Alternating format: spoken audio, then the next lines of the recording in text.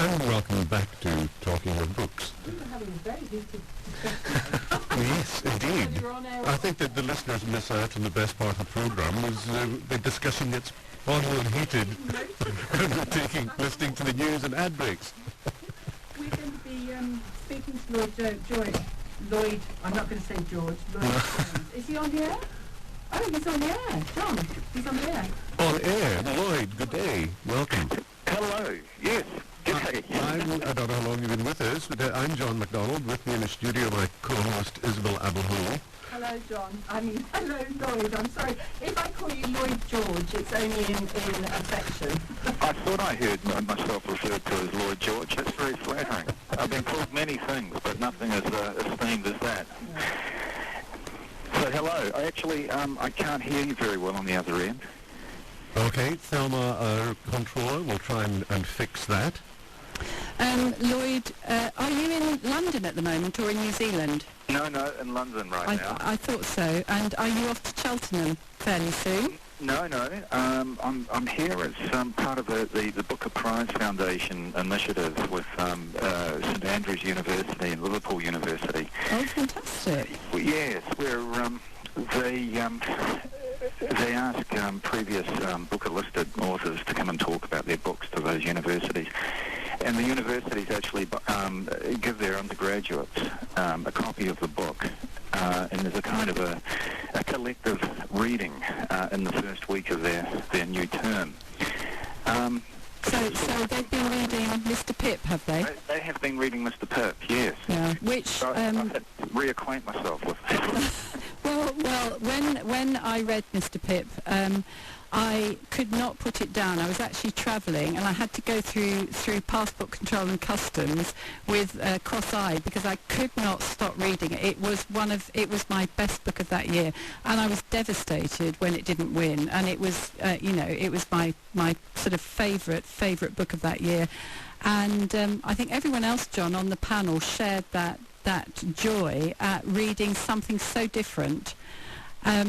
So I would say that on Mr. Pip, but we are today. Thank you. Today discussing Hand Me Down World, your latest book, and again you have given us the most wonderful of reads, and we've got a few questions. If you can hear us, and if you can't, I can hear you well now, Isabel. It's good, and John. So that's good. Okay, we also our lead reviewer today is Wafa Tarnowska. Yeah. And we have, Isabel and I are regulars, and each week we have a different guest reviewer to do the book of the week. So Wafa is equally enamoured with Hand Me Down World. I think she can kick off the questioning. Oh, well, thank you. I'm very relieved to hear that. This will be the first review that the book has received, so I'm curious. We loved your book. Lloyd. It's very beautifully written. I read passages of it on air and tried to kind of explain, without giving away the plot, to the readers, to the listeners, the story. But Isabel and I both wondered, why did you call it Hand Me Down World? And we had a discussion, not live, but behind when the ads were going on. So we'd like to know your reason for calling it this way. And then we want to see if we can match your reasons with our suppositions, if we could say. Sure. Okay. Well, it describes the method of the storytelling. As a niece is passed from one person to the next, she's a connector of worlds. The different people that she comes into contact with aren't known to one another, except for when she gets to Berlin, of course. But she's the connective tissue between them all. And as she's handed on, so is another piece of the world. And so that's one particular aspect of the title. The other is the unreliability of handed down world, what one is told. And Anise, of course, we hear everybody is giving very, how can I put it, self-interested explanations of their relationship with Anise. And Anise is also not immune from this. When she gets to Berlin, she's responsible for handing on the world to Ralph, who is blind.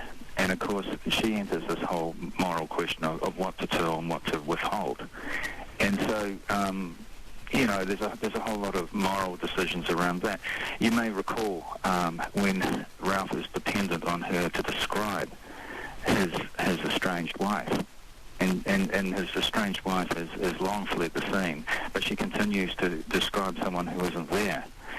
So it's a riff, I suppose, on the whole notion of hand-me-down world. And he depends on her to describe that picture as well, which is central to Ralph's life. Yeah, the picture, Lloyd, the photograph that Ralph discovers in his dead father's wardrobe. And he becomes obsessed with it as the sight fails, and it leads to his wife leaving him. What is there a sort of a deeper significance to that photo and what it's telling the reader? It's the sort of the blamelessness of being born into a particular time and place where you inherit the legacy of that place. Of course, we're talking about Ralph's father's involvement in World War II and his role as a photographer, taking photographs of massacres in the Ukraine.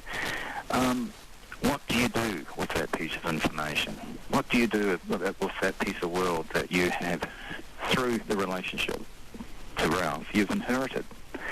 And in the book, they feel slightly contaminated. Their view of Ralph changes. But they've got this piece of history in their hands, this piece of legacy, what to do with it. And you'll recall in the book, they walk around the house looking for a place to put this photograph. And in the end, they come up with what Hannah considers the perfect place. Ralph puts it on his in tray underneath some bills and envelopes that are still to be opened and reckoned with. So in a sense, it's not being hidden, but nor is it being addressed. It's being put in a place to be dealt with later on. Now that is a kind of a commentary, perhaps, on Germany's relationship to the Holocaust.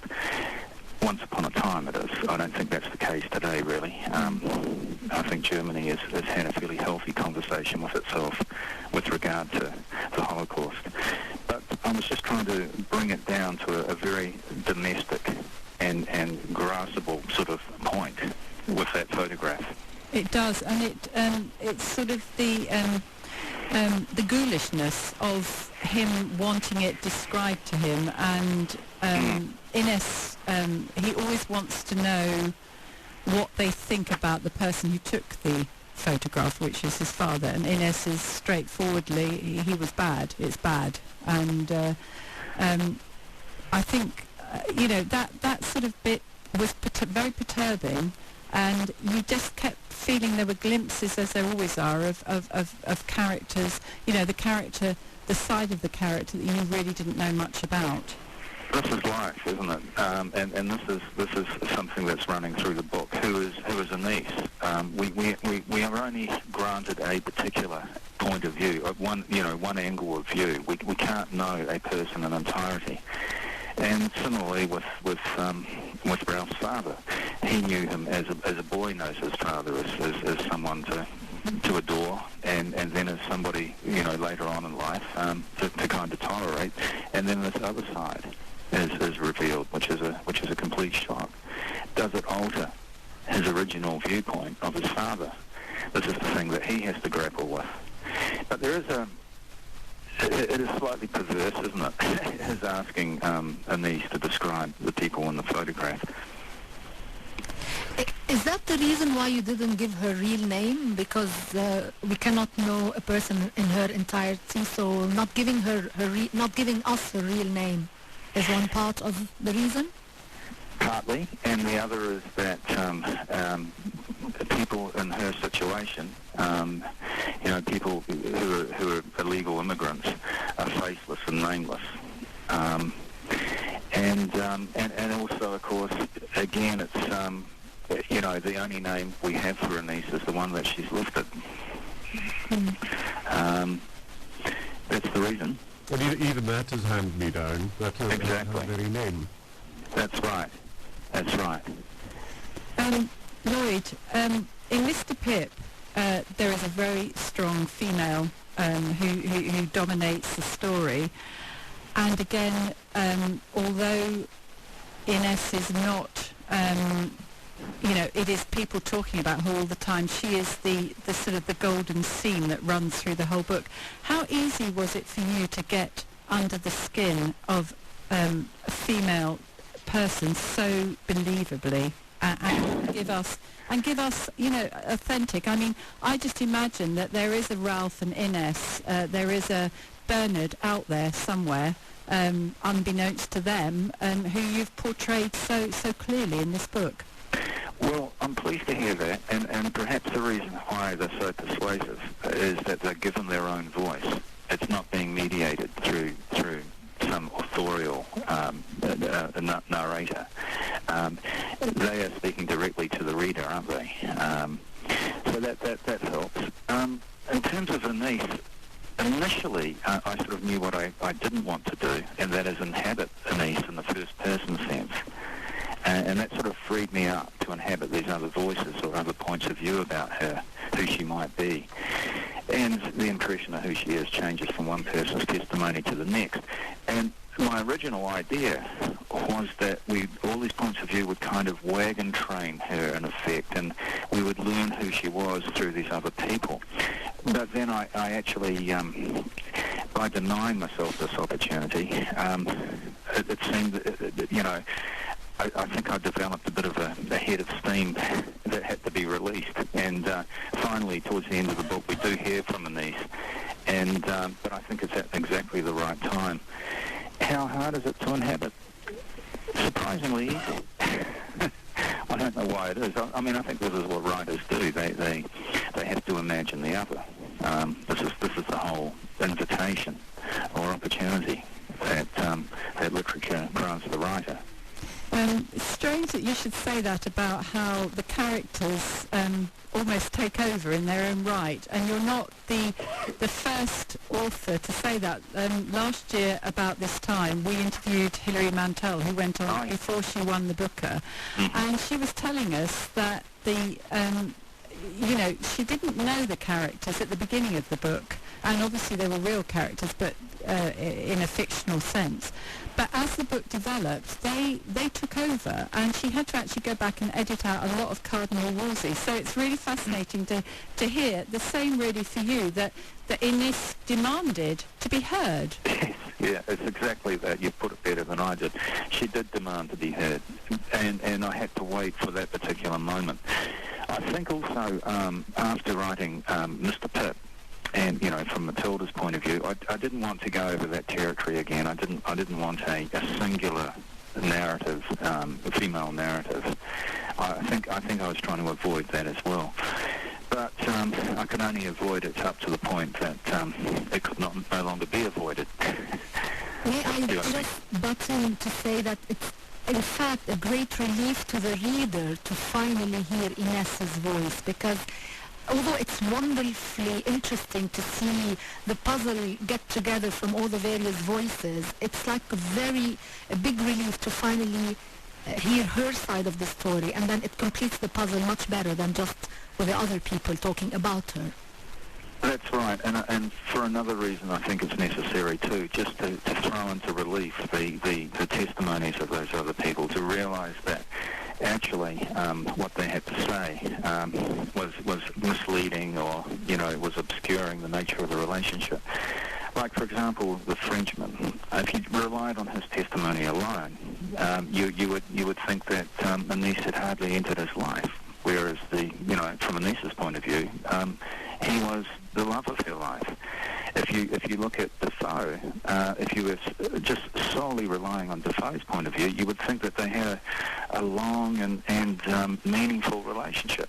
Well, when Anise has her turn to describe a life in the house in Berlin, Defoe is of minimal interest. He is just a means to an end. Yeah, she used him to get money for her child. And that was quite shocking when I got to that bit, because I thought he was someone that she was very attached to, from what he told us, and that he was her ally. And it wasn't until we had Anise telling us what she felt that I realised that there was this other completely different side to.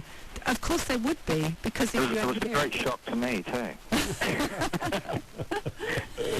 Lloyd, can you stay with us? We have to Sure. go for an ad break, but we've got more we need to ask you.